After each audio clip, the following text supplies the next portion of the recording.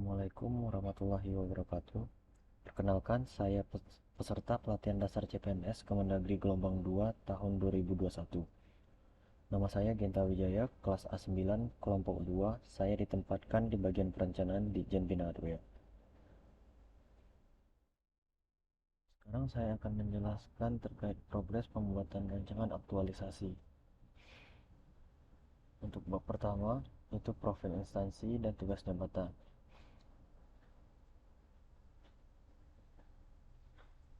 Di sini saya menceritakan gambaran umum organisasi dari dasar hukum, tugas fungsi organisasi, lalu susunan organisasi dan tata kerja. Selanjutnya, saya juga mendeskripsikan jabatan saya yaitu sebagai ahli pertama peranata komputer. Pada bagian 2 yaitu rancangan aktualisasi, pertama saya mencari isu-isu yang ada di instansi saya yaitu di Jen Bina Hardware. Isu yang pertama yaitu belum optimalnya pengendalian kinerja kegiatan. Yang kedua, proses bisnis sekretariat belum berbasis layanan-layanan. Dan yang ketiga yaitu belum optimalnya penataan arsip dokumen, data, dan permohonan informasi. Setelah didapat untuk penetapan isu yang akan diambil, saya melakukan identifikasi permasalahan dengan menggunakan metode tapisan isu. Di sini saya menggunakan metode USG atau Urgency, Seriousness, dan Growth yang memiliki rentang penilaian 1-5. Dalam kriteria USG ada beberapa hal yang harus diperhatikan, yaitu urgensi, yaitu dilihat dari ketersediaan waktu, mendesak atau tidak isu tersebut untuk dibahas.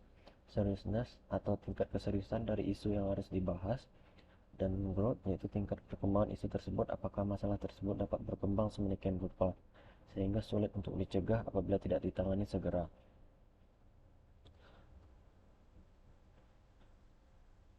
Dari tapisan isu ini saya memperoleh total nilai USG yang terbesar itu pada isu ketiga, yaitu belum optimalnya penataan arsip dokumen, data, dan permohonan informasi lingkup di Jen Bina Hardware.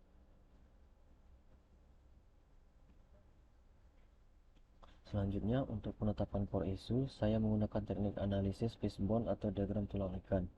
Di sini saya mengelompokkan dalam 4 kategori, yaitu man, material, metode, dan milieu.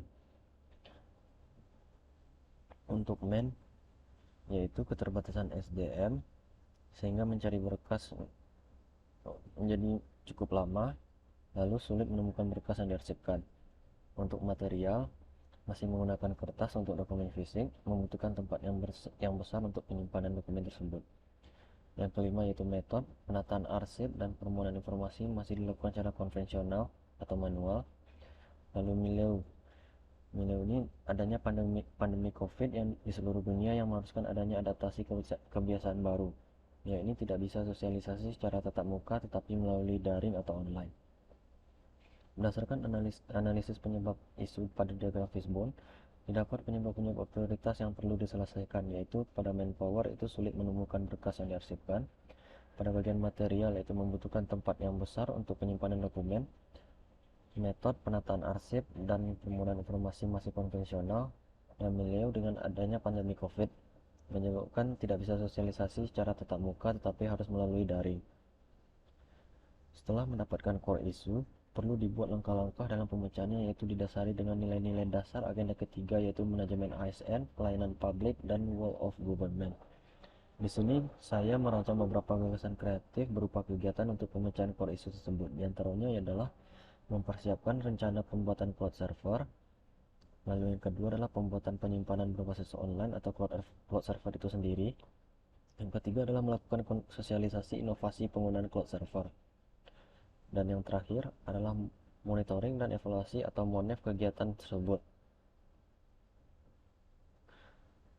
Selanjutnya saya membuat metrik kegiatan aktualisasi di mana di dalamnya berisi gagasan kreatif, tahapan kegiatan, outputnya, keterkaitan kegiatan tersebut dengan substansi mata pelajaran agenda 1, dan kontribusi kegiatan terhadap visi misi presiden serta penguatan nilai organisasi yang ada pada kegiatan tersebut. Untuk kontribusi terhadap visi misi presiden, saya mengacu pada lampiran pertama PP nomor 18 tahun 2020, yaitu tentang RPJMN tahun 2020 sampai 2024. Dan untuk penguatan nilai organisasi, saya mengacu pada Permendagri nomor 78 tahun 2018 tentang pengembangan budaya kerja di lingkungan Kemendagri.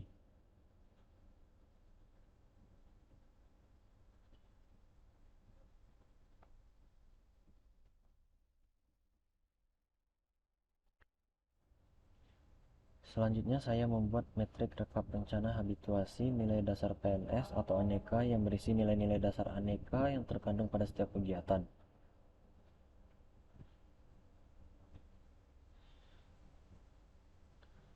Dan di akhir saya membuat metrik timeline rencana pelaksanaan kegiatan yang dimulai dari minggu ketiga bulan Agustus hingga minggu keempat September.